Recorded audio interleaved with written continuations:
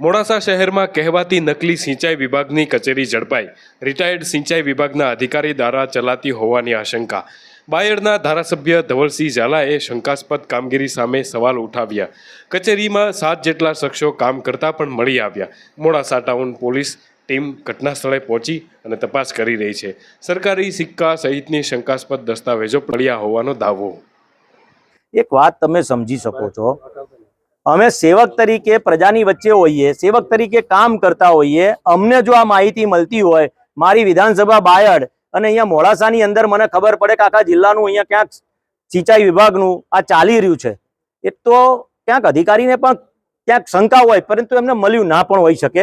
પરંતુ આ જોતા મને એવું લાગે છે કે આની પરફેક્ટ તપાસ આવે તો એક દાખલો બેસે, તમામ અધિકારી આની અંદર જેની સંડોવણી હોય એ તમામને તાત્કાલિક ધોરણ ઉપર સસ્પેન્ડ કરવામાં આવે તો જ દાખલો બેસશે।